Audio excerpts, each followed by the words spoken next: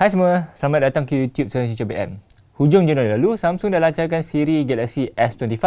Macam sebelum ni, ia hadir dalam 3 model serupa iaitu Galaxy S25, S25 Plus dan S25 Ultra. Model Galaxy S25 masih lagi menjadi model paling kompak dalam siri ini dan ia kekalkan sebahagian besar reka bentuk dan spesifikasi macam Galaxy S24. Macam tahun-tahun sebelumnya juga, untuk Galaxy S25, Samsung masih tumpukan pada penambahbaikan perisian dan integrasi AI serta berikan naik taraf yang sangat minima pada spesifikasi dia. Jadi kan, dengan perubahan yang sangat minima, adakah model kompak Galaxy S25 ni berbaloi untuk dimiliki?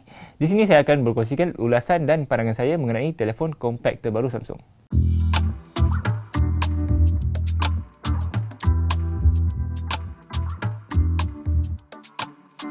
Okey, sebenarnya rekaan Galaxy S25 ni boleh kata langsung tak berubah daripada model sebelum ni. Ia masih gunakan susunan 3 model kamera menegak dekat belakang. Cuma model kamera belakang dia je yang berubah sikit sebab kini lagi besar. Sisi bingkai masih rata dan panel belakang dia ada kemasan kaca matte yang tak tinggalkan kesan cap jari. Tapi kan, walaupun rekaan dan dimensinya tak berubah, Galaxy S25 ni memang nyata rasa lagi ringan berbanding Galaxy S24. Atas kertas, Galaxy S25 memiliki berat 162 gram, iaitu 4 gram lagi ringan dari Galaxy S24. Walaupun lagi ringan, kualiti binaannya tetap terasa premium.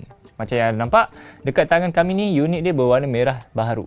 Pada saya, warna dia cantik, menyelah dan berikan penampilan unik yang jarang ada dekat telefon Samsung. Tapi warna merah dia bukanlah menyelah macam Galaxy S20 Ultra dulu yang dilancar pada tahun 2020. Tapi sebaliknya lebih lembut dan lagi sedap untuk dipandang. Apa yang saya suka dengan telefon kompak macam ni kan, ia senang nak guna satu tangan. Saiz panel paparan pun sama macam sebelum ni iaitu bersaiz 6.2 inci Super AMOLED 120Hz. Tapi ia taklah satu benda yang tak bagus sebab skrinnya ada kualiti baik, warna cantik dan cukup responsif. Skrinnya juga boleh pergi agak cerah, jadi tak ada masalah untuk nak guna di luar. Cuma sayang, Galaxy S25 ni masih gunakan kaca Corning Gorilla Victus 2 berbanding kaca Corning Gorilla Armor 2 yang lebih tahan calar dekat Galaxy S25 Ultra.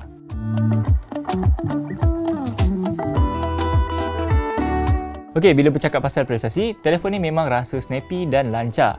Ini perkara yang biasalah untuk sebuah flagship dan mungkin juga disumbangkan oleh sistem operasi One UI baru. Tapi yang bagus kan, Galaxy S25 kini dikuasakan chip Qualcomm Snapdragon 8 Elite, bukan lagi Exynos macam Galaxy S24. Tapi bukan tu je, kapasiti RAM juga dah dipertingkatkan dari 8GB ke 12GB. Untuk uji prestasi telefon ni dalam gaming, saya cuba main Genshin Impact. Game boleh berjalan dengan lancar untuk settings paling tertinggi dengan 60fps. Jadi, saya boleh kata untuk gaming, telefon ni tak ada masalah untuk nak main apa-apa game yang berat. Sementara prestasi Galaxy S25 ni cukup laju dan lancar untuk penggunaan harian.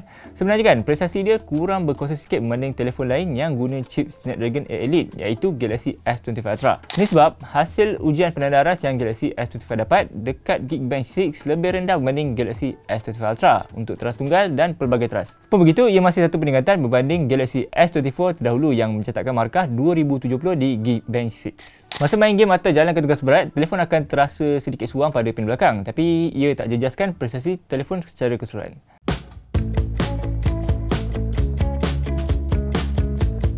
Untuk bahagian perisian, Galaxy S25 kini menjalankan sistem operasi One UI 7 baru berasaskan Android 15. Antara muka dia ada rekaan sedikit baru serta ada visual lebih menarik dan mesra berguna. Sebagai contoh kan, ia kini ada navbar yang boleh paparkan info macam masa, navigasi peta dan rakaman suara dalam ruang berbentuk pil dekat lock screen.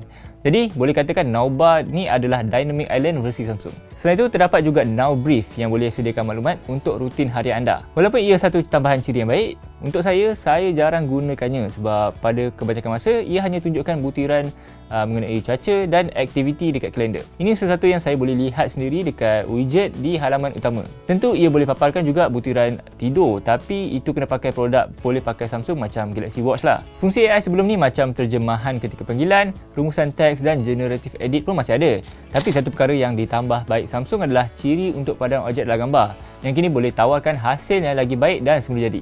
Bahkan hasil yang dijana Galaxy AI juga jauh lagi bagus dari Apple Intelligence. Ciri AI Audio Eraser baru juga agak menarik. Dengannya anda boleh padam audio tertentu daripada video dan hasil dia agak mengejutkan sebab ia boleh bezakan lagu dan memadamkannya daripada latar dengan sempurna. Video test untuk Samsung Galaxy S25.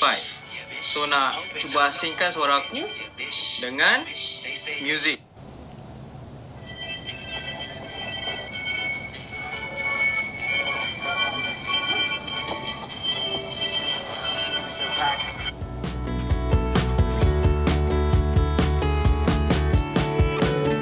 Selain daripada modul kamera yang lagi besar, sistem kamera Galaxy S25 adalah sama je macam Galaxy S24 dulu, iaitu tetapan yang sama telah diperkenal Samsung sejak Galaxy S23. Ia adalah kamera utama 50MP, kamera ultralebar 12MP dan kamera telefoto 10MP. Oleh yang demikian, prestasi kamera Galaxy S25 ni secara keseluruhannya cukup baik, tapi tak ada apa yang mengejutkan. Gambar yang ditangkap menggunakan kamera utama berikan imej cantik, tajam dan ada tahap HDR yang bagus. Malah hasil gambar malam juga agak memuaskan dan kualiti gambar untuk zoom jauh sampai 20 kali pun agak baik dengan butirannya masih jelas kelihatan. Cuma, satu perubahan yang dapat diperlihatkan pada model baru ni adalah warna yang dihasilkan kini lagi terang dan saturated berbanding kamera Galaxy S24. Sama pula, Galaxy S25 ni juga mampu untuk tangkap imej dengan lagi pantas tanpa sebarang shutter light. Untuk lebih jelas, ini saya sertakan sampel gambar yang ditangkap menggunakan Galaxy S25.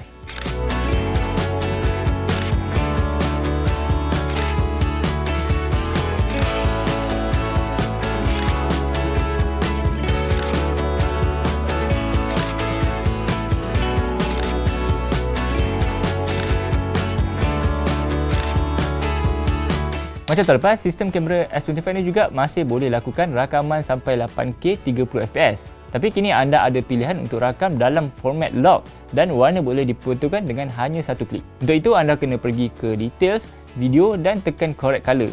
Terus video akan diwarnakan secara automatik.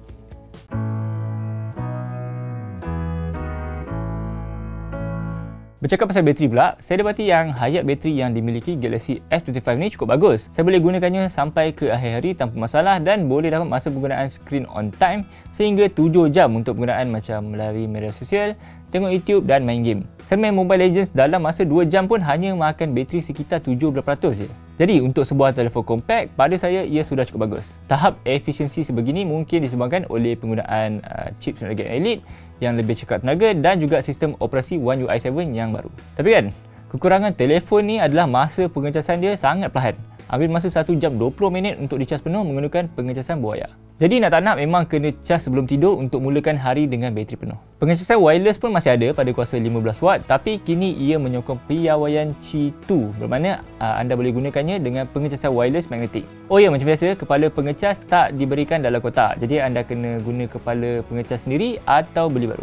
Pada masa yang sama, tahap perlindungan yang disokong Galaxy S25 kekal pada para sama, iaitu kalis air IP68 dan bukannya IP69. Tahap kalis air IP69 bukan je semakin banyak digunakan dekat telefon flagship, malah telefon kelas pertengahan pun ada. Jadi kalau Samsung berikan perlindungan IP69 pada flagship mereka tahun ni, ia pasti berikan nilai tambahan yang lagi ketara dekat Galaxy S25.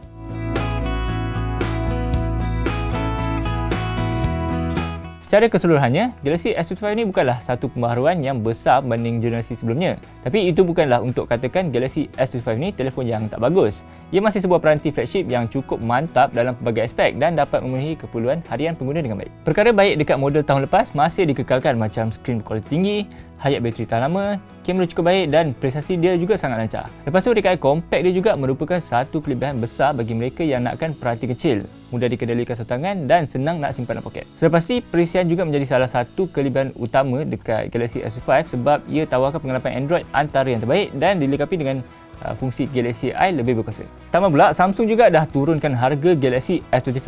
Ia dijual bermula RM3,999 untuk RAM 12GB dan storan 25GB, iaitu RM200 lebih murah berbanding Galaxy S24 yang dilancar pada harga RM4,099 untuk RAM lebih kecil, 8GB dan storan sama 25GB. Jadi, tidak dinafikan bahawa Galaxy S25 adalah telefon yang lagi bagus. Tapi, kalau nak dibandingkan Galaxy S25 dengan Xiaomi 15, flagship compact dari Xiaomi nampak lagi menarik dan baloi. Ini sebab Xiaomi 15 ada sistem kamera digital Leica, sokong pengecasan jauh lagi pantas 90W USB-C dan 50W wireless, bateri lebih besar dan storan 2 kali ganda 512GB untuk harga lagi murah RM3,699. Lepas tu, kepala pengecas pun dapat dalam kotak. Terdapat juga Pixel 9 yang berharga bermula RM3,999, sama macam Galaxy S25. Tapi Pixel 9 ada storan lagi kecil 128GB, chip lagi kurang berkuasa, pengecasan perlahan 27W dan tak ada kamera telefoto, walaupun sistem kamera Pixel terkenal mampu untuk hasilkan imej yang baik. Jadi kalau anda adalah pengguna Galaxy S24 atau Galaxy S23 sedia ada, saya rasakan tak ada banyak sebab untuk anda nak dapatkan Galaxy S25 tahun ini. Tapi kalau anda pakai peranti lama dan nak beralih ke telefon compact, saya rasa Xiaomi 15 adalah pilihan yang lagi baloi Melainkan anda lagi pentingkan perisian dan ciri AI yang lagi berkuasa. Okey, pendapat anda pula bagaimana? Adakah anda akan dapatkan Galaxy S25 ataupun pesaing dia yang lain? Kongsikan pandangan anda dekat ruangan komen di bawah. Okey, itu saja untuk video kali ini. Kalau anda sukakan video ni, jangan lupa tekan like dan subscribe saluran YouTube Solution PM. Ikuti kami juga di platform media sosial macam Facebook, X, Instagram dan juga TikTok. Kita jumpa lagi di video akan datang. Bye!